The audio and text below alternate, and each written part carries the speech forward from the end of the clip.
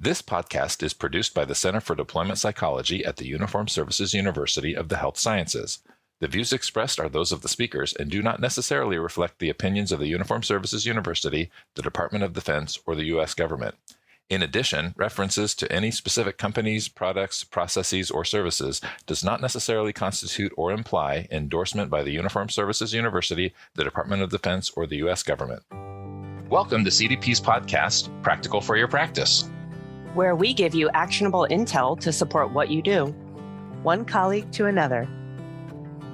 Hello and welcome back to Practical for Your Practice. Or I guess if this is your first time listening and this is the first episode you've tuned in for, welcome.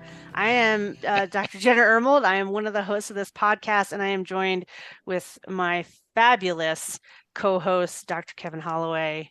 How's it going today, Kevin? It's going all right, Jenna. I'm excited for our episode today.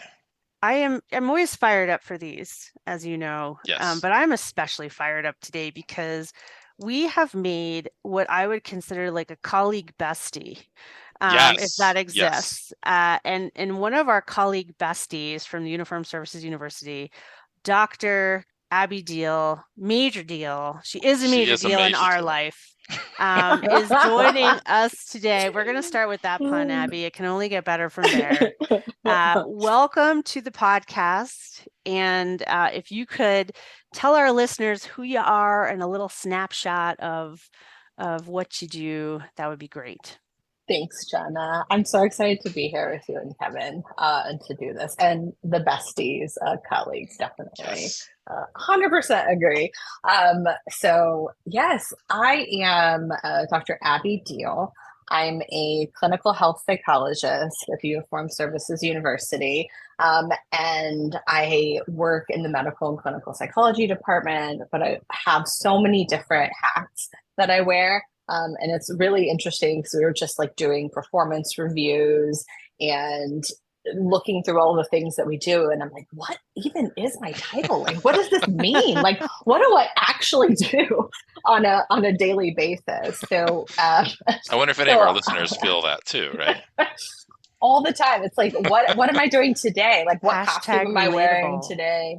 Yeah. What am I? Am I being therapist Abby today? Am I being assistant professor Abby today? Am I being supervisor Abby today? Am I like being military leader Abby today? Like what am I doing? Bestie colleague Abby today. Right. I mean, that's a full-time job. Right. Am I doing my motivational interviewing training, which I love, like my honorary CDP job? So for our listeners, just so you know what we're talking about, Abby is our instructor when we offer motivational interviewing skills workshop here at CDP. And Jen and I have the honor of we get to hang out with her while she teaches. Like, I don't know that we contribute much, but we're there, and we get to in the background have fun conversations, and so this is our opportunity to continue to hang out with Abby where there's not a workshop to do. We just get to have conversations. Yeah. Yes. Sure. Yeah. And I generally kind of stumbled into motivational interviewing and its complexity during my fellowship in health psychology. So this sounds like your why. Is this your why? There's so many different ways that the why can happen. Well, let me introduce it real quick. So our theme this season is, what is your why? Like kind of your origin story, your backstory, or, I don't know, your villain origin story, or your hero origin story. Mm-hmm. And really because we want to remind everybody and ourselves that, we have whys, and they're not always the straightest paths to get to where we are. But sometimes when things get challenging, it's nice to remind ourselves, what is our why? Like, why are we doing this? What did we get into this? And so we've been asking everybody that's been on the show, like, what is your why? So I apologize if that's not where you were going. It sounded like you were going there, but like, tell us your why. Why do you do what you do? Well, it's an interesting convergence of time because 10 years ago is when I graduated from Texas Tech with a PhD in counseling psychology, like this month. Oh, wow. And Happy anniversary. Thanks. It's been a decade. So it's once you start to look back, you reflect on like, why and how, and totally. It's amazing, like the amount of time that's gone by. So I started on this journey even before that. I think I always enjoyed listening to people and connecting with them. I realized very early on in my life that if I shut my mouth and open my ears, that I was let into people's worlds and they shared with me, and it mattered. There was something that mattered about it. So I think I just kind of stumbled into psychology. I did all of the socially appropriate things as a kid, where the adults would be like, "What do you want to be when you grow up?" And I was like, "A doctor. I want to be a doctor." And they got all excited. And I was like, "Okay, maybe I should be that." That must be the right answer. That must be the right answer. So I've always been looking for the right answers. And I'm endlessly curious, and I really do like education and learning and figuring things out. But maybe the why story related a bit more to motivational interviewing, or at least kind of what we're going to talk about today with the idea of we have to feel like we have to fix everything. So shortly after I arrived at Texas Tech, I had done a master's before, like a terminal master's in health psychology at Texas State. And so because of that, they let me do clinical care earlier. And there was this opening as a counselor at the University Cancer Center. And so what this basically was an integrated care setting where you would go around with the whole medical team. You would introduce yourself as like, I'm one of the counselors at the Cancer Center, to all of the patients, the new patients as they were coming in. And I was terrified of talking to people. But more than that, like, this was no place where I had any of the answers. There's nothing I could tell them to do. Like, there was nothing to fix. There was only this opportunity to listen and to be with people in some of the most difficult times in their lives. And I quickly realized how challenging that was, and how much there were so many different parts of me that were withdrawing from that and feeling like a bit overwhelmed. Like the uncomfortableness of that. Right. The sheer discomfort of, I got in this profession because I wanted to help people, and there was nothing that I knew that was like concrete that could help. And so I became obsessed with this idea of, how is just being with people, how is listening deeply, how is this connection and communication, how does that lead to helping and change? And so I spent a lot of time doing that when I was in graduate school, and then promptly threw all of that out of the window and joined the Air Force. where we fix everything. right, exactly. Where we figure out like what it is that we need to do, and then we do it, right? So yeah, that I also went through, some of you listening may remember, there were a lot of disparities in numbers in terms of internships and match for APA and APIC processes a long time ago. And that was when I was going through this process. So I looked at things that I wouldn't have necessarily looked at. And the Air Force was one of them. And I realized health psychology was something that the Air Force does particularly well. Really well. All of the famous health psychologists, all of these books were written by these people that were current or former Air Force psychologists. So I was like, okay, maybe these are my people. Like maybe this is kind of where I need to go. So I started, I applied and was obtained my commission through the match process, and matched at Andrews Air Force Base, and which is the best internship site, clearly, because it produced both of us, Abby. That's funny. I never knew that. Your origin story is a little similar in that regard. Like, I was so wowed by their health psych program, but by their primary care initiatives too. So that was a huge piece for me. But anyway, okay. So motivational interviewing fell into that origin story where? Like, is that kind of the fit you felt like for this curiosity and quest for deeper listening, that communication style fit with that?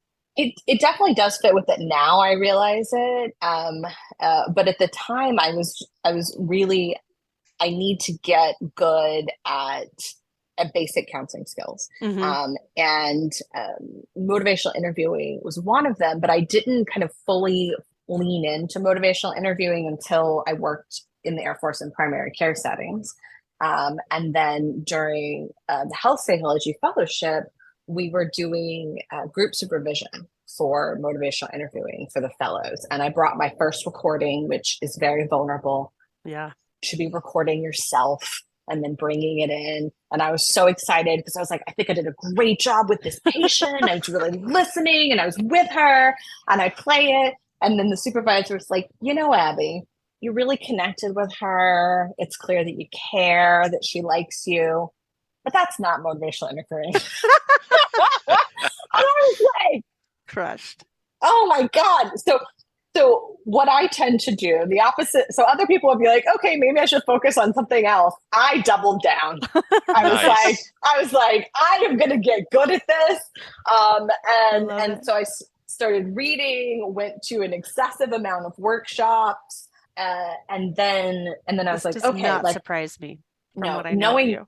Right. Knowing me, because the second that someone's like, you're not so good at that, I'm like, I'll show you.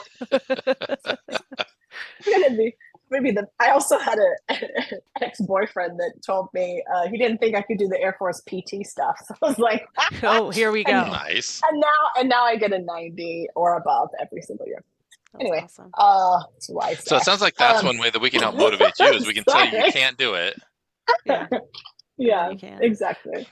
Oh so the MI. Well, and I want to make sure we get I think the topic we're talking about today is so interesting. So I want to make sure we have time to talk about it. So clearly you kind of kept down that MI rabbit hole and the health psych thing set you up and the primary care thing and all that stuff. And I love the beginning when you were talking about that work in oncology and maybe how humbled you were in that setting. But we've already sort of alluded to this write it or fix it culture that, that as behavioral health providers, we're sort of in the business, or we feel like maybe we're in the business of fixing things, helping people fix things, helping people, get rid of depression, get rid of anxiety, which is obviously not true as we know behavioral, as don't be providers, human. Right. But can you talk a little bit about what is this fix it culture that we're addressing today, and just so that we're all on the same page and our listeners are kind of with us? For me, the fix it culture really is this tendency where we want to find the problem and then immediately offer the solution and move to the next thing. Right. So I'm like a problem detector. And then I need to have the best tool to then eradicate it.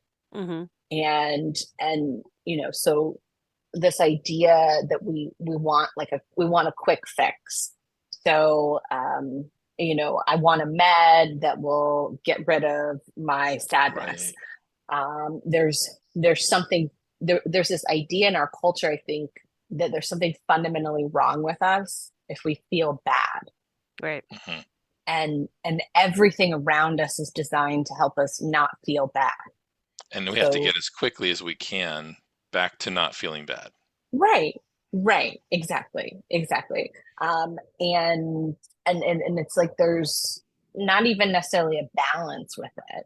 It's do whatever is going to most quickly get you to good. And I think it is cultural, right? So a lot of where I grew up in the state of Texas, and in a very conservative family where if you felt anything, it was here's a cookie, or don't feel that, or, oh, don't say that. It was all very well-meaning. Right. And then I get into a profession where we're trained to find the problem, put them in the right category, and then give them a medicine so that they're better. And we define better by not ever feeling bad. Yeah.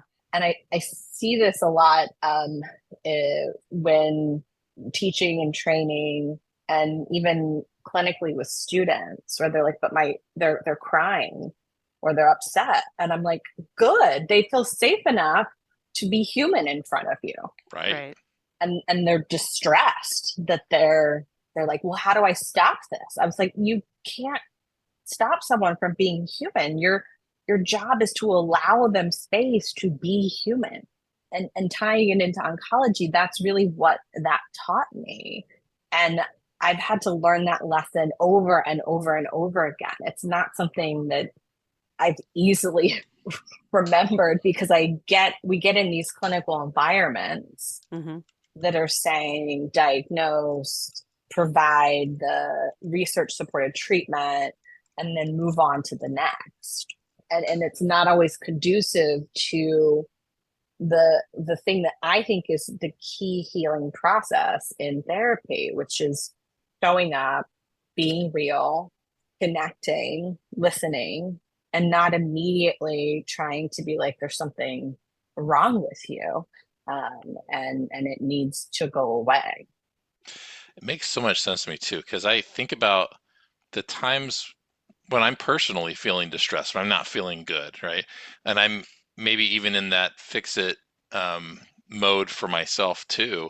Like I'm doing whatever I can to not feel that way, and I make the worst decisions when I'm in that mode. Those are not the times where I'm at my A game or I'm doing things that are actually healthy or useful. It's like I'm choosing just the fastest and usually worst way, and it doesn't actually fix the problem anyway, right? It just either delays it or distracts or something.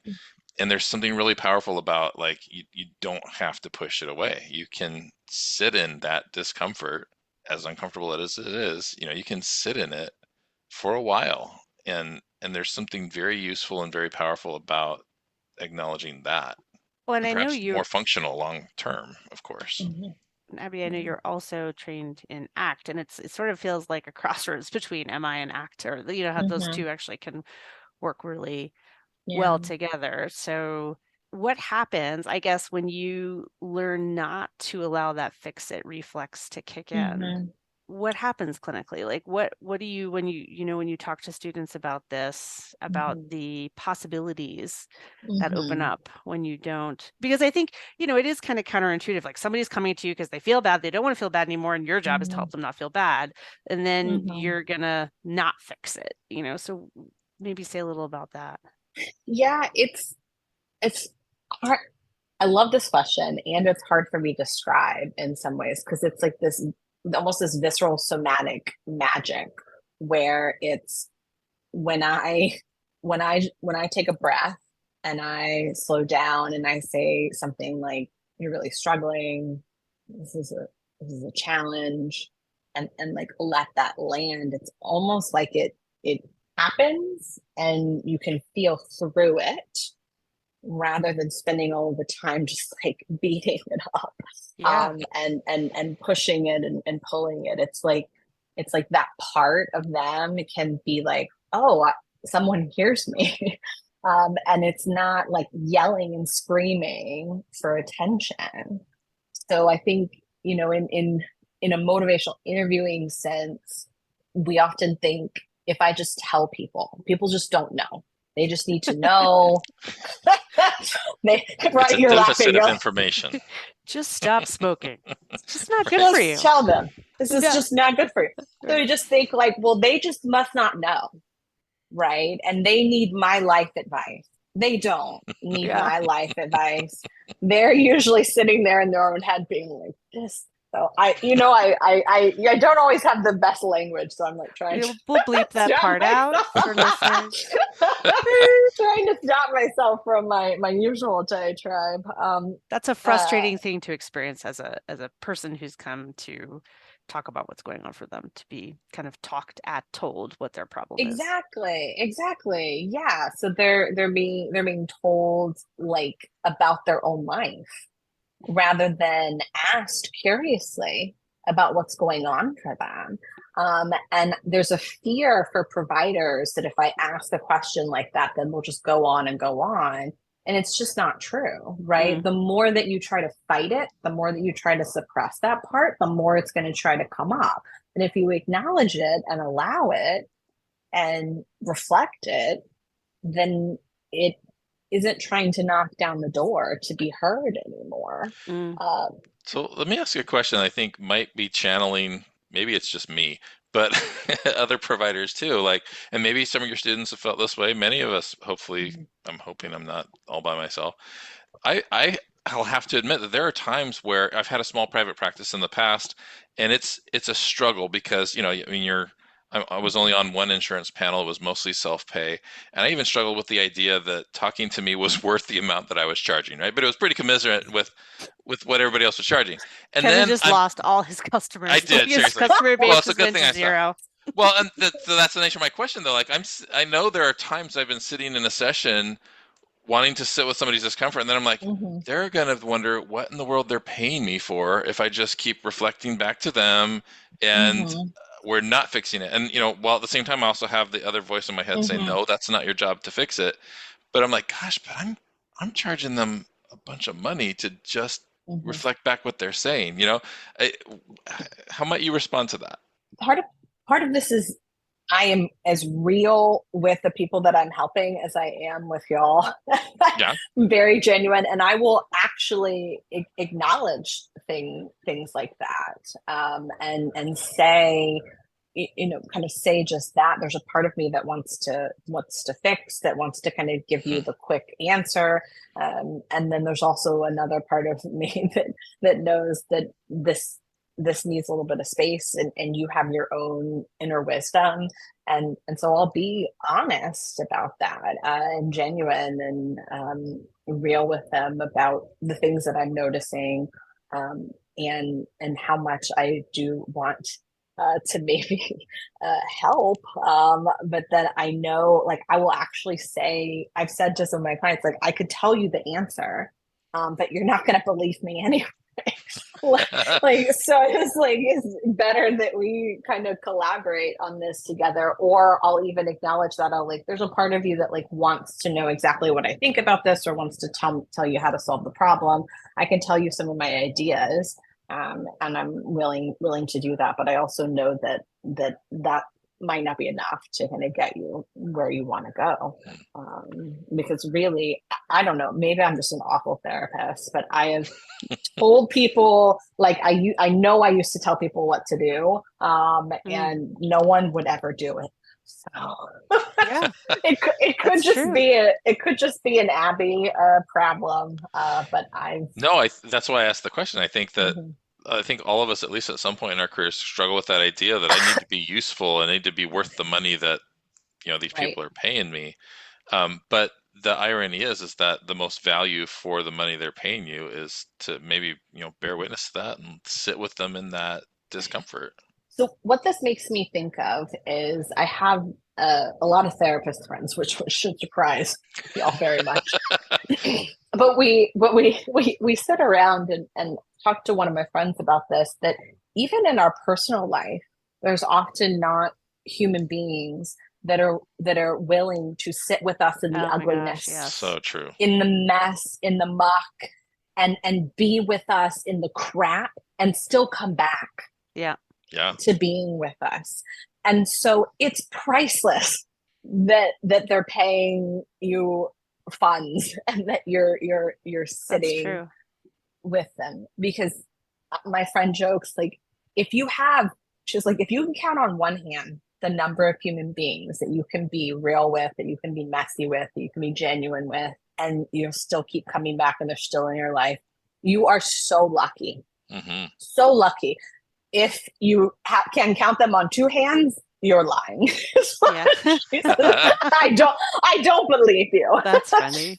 Right. That's so true. I mean, and I think that's so true.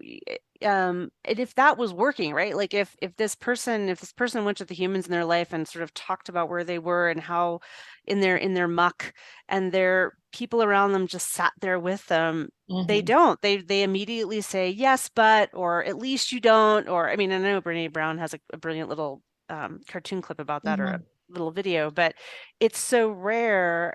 Like our human condition just isn't comfortable when somebody else is uncomfortable, and it probably had a, served a purpose at some point in our lives, but it doesn't anymore. So I love that reframe of the value. Like we bring so much value to a clinical relationship when we just do that. And as you know, we've had many conversations about this. Kevin and I are both prolonged exposure therapists. We're big fans of exposure. But this really is kind of an exposure too, right? Like this hard thing is going on, and you keep trying to, avoid it or push it away. And like, we're just going to sit with it. And then you can kind of move on to some other things you might want to do. But like it needs its time, it needs its space, it needs its voice. You can't skip to the end of healing. Yeah. Right. And nothing can change unless you are aware of it. Right. Zero can change. And not me aware of it as your therapist, you aware of it as the human. Yeah. Right. And needing to acknowledge it, and for you to say it, right? There's so much kind of within therapy that's this like, power, like I know better than you about your life. Yes. Just in healthcare. It makes me crazy. Yeah. Crazy. Like, are you really? I know more about you than you. Like, you're in your skin. Like, it is a privilege that you're letting me inside your life, and that you're sharing something with me, and that you're willing to disclose that. And then we somehow think that we understand your inner world better than you do. So part of why I like motivational interviewing so much is that it really does focus on coming to understand someone's inner world about change in a way that is not telling them who they are, not putting them kind of in this box, but allowing them for that space and that opportunity to, to be who they are. So I'm recognizing that we're far into this episode, and we usually try to keep our episodes to like 25, 30 minutes, but I gotta ask you, like, you with the work that you've done in oncology and work with in other situations too, with various kinds of clients and folks, and maybe even not even in professional practice, could you like tell us a story about, just that, like sitting with somebody in their discomfort and how that went? And of course, not asking you to reveal confidences or that, but something to illustrate that for folks that are listening.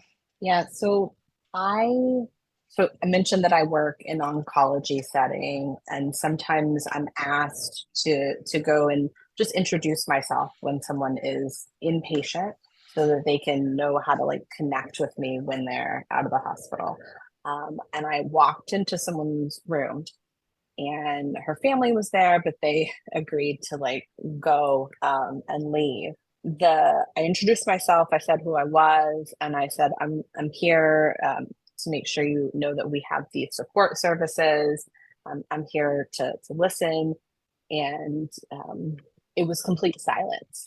Like the look on her face was like, why are you, of course I'm struggling with this. Like, why are you, I could feel the anger, and I could feel it in my body. Like I was like sweating, like I'm even feeling it now. It was so uncomfortable. I was like, oh my God. But then I started thinking how much more uncomfortable she is, and that this is my job. This is what I'm teaching and training to do, is for I'm talking to my students about this. And I took a breath, and I stayed, and I said, is there anything that you're struggling with right now that you'd like to talk about? Again, just kind of like this silent look at me, like, why are you even asking me this? Like, isn't it obvious? Like, what's going on? And like kind of how close in terms of like her own health and how bad things were. Like, I don't even think I knew how bad things were, like walking into it. And I, stayed for a little bit longer. tried to understand a little bit about just like who she was as a person and listen, and left my information. And I never thought I would hear from her again. Like I was like, that was awful. That was terrible. I mean, this was recent. This was recent. This wasn't like when I was a student. Like this was like within the this last morning. Like, this morning. Yeah. So this is I was, fully formed, person, and fully baked psychologist. And I left. I was like, she's never gonna reach out, like, ever. A couple months later, I get a call from her, and she was like, I'm ready to talk now. I don't think that ever would have happened if I hadn't like looked her in the eyeballs with all of the things that she was feeling, and not run out the room. Right. And I didn't do anything, magical. I didn't have a right thing that I said or didn't say. You didn't hand her a pamphlet of behavior activation things she could be doing, right? Oh God, no! She. That would have really got. But that's a tendency, right? Well, then I'll give you this. Here's a relaxation handout, right? Like, no. I love this story, Abby. I gave nothing but my contact information, and I said, reach out to me if you ever need anything. You saw the human in the room. Right. And I'm so grateful that I have had the experiences in my life where I was able to do that, and to be that for someone when everyone else is like running away, wanting to cut it out, wanting to give her more chemicals to kill things. And I was just like, I'm here. I'm here. Well, and I think that's a beautiful segue into the last part of what we talk about, which is actionable intel.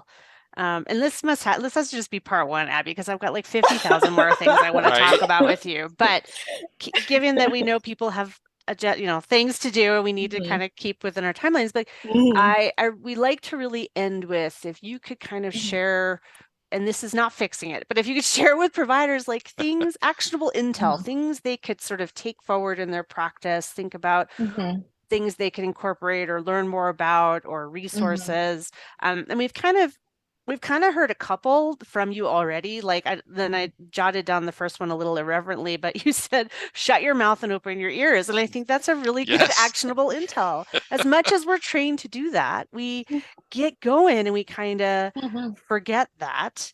And Kevin kind of was noting another one, which is your job is to allow people to be human.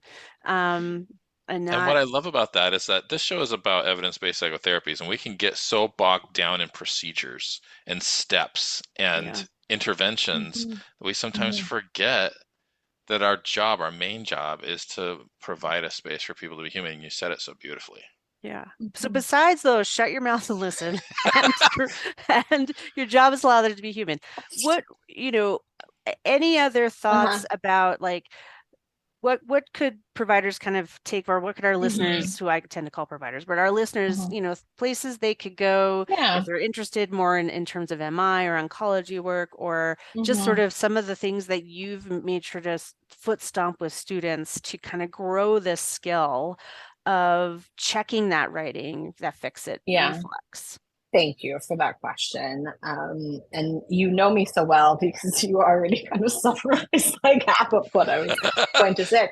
I would, in terms of the one clear actionable item, this is what I foot stomp with every single student is, before you go into a conversation with someone, take a breath and say, for the first 5 minutes of this conversation, I'm going to listen to understand. I'm not going to listen to fix or diagnose or solve. I'm going to listen to understand, and do that for 5 minutes and see what happens. Because it allows for cultural flexibility in what that means, listening to understand. And it also gives you permission to do something for a short period of time and then go back to whatever you were going to do anyway. So it's like, you nothing can't to lose. you can't go wrong. Like Right, it's nothing bad could happen. So I always have students like take a breath, center themselves, and say 5 minutes and they'll listen to understand. If people want to learn more about motivational interviewing, I would say give some really amazing workshops with the CDP colleagues, so which are constantly get waitlisted. We will be linking those in the show notes, so you can sign up for one coming up soon. So I would say learn more about motivational interviewing. There's a new edition of the motivational interviewing text that came out in 2023 at the end of that year. Drs. Miller and Rolnick. The fourth edition actually is about helping people change and grow. So the title has even changed. That we're not just talking about like a discrete behavior change. We're talking about human growth and personal development. And so that's really exciting. If you want to watch something with a partner, a friend, a family member about the Fix It Reflex personified, the It's Not About the Nail video would be so great for people to show. And that's like a really fun, actionable type of thing where, you know, it's like you're seeing it in real time and people have a visceral, like funny reaction to it. And so bringing a little humor, a little lightheartedness to this can be kind of fun. So even, you know, if you want to be a better human with the other humans that you interact with, it could be fun to show them that and like talk about it. And we'll definitely link that in the show notes. I think it's Jason Headley. So he's brilliant and lovely and a nice human. So we will make sure we, you know, go check it out on his website. He does great work. He does. Okay, so I love those. We will list those, but I think that's a fantastic recommendation. And I'm kind of sad I'm not currently doing clinical work to listen to understand. Take a breath and spend 5 minutes to listen. You can listen to me to understand. I'll practice with Kevin because pretty much every day is a therapy session. Right. We just don't get paid enough. Anyway. Abby, I love you both so much. Thank you. Love you too. This has been awesome. We hope this is just the first time we connect on Practical for Your Practice. And for you listeners, again, we're always so grateful that you joined us today. We hope you join us for future episodes. A reminder that we are just dying to hear from you. We will link the speak pipe in the show notes as well. If you have a question, you have a topic you'd love us to talk about, please reach out. And Kevin, you did a great job today. So make sure giving you kudos to. You're welcome. I Abby, feel every once in a while you got to do that. Yeah. So thank you, Abby, for your time, for being a great colleague to us. And thank you for being here. Yeah, this was really fun. It was my pleasure. All right. Thanks everybody for listening. Bye. Bye. Thanks for listening to Practical for Your Practice. Please feel free to subscribe, like, and share. Until next time.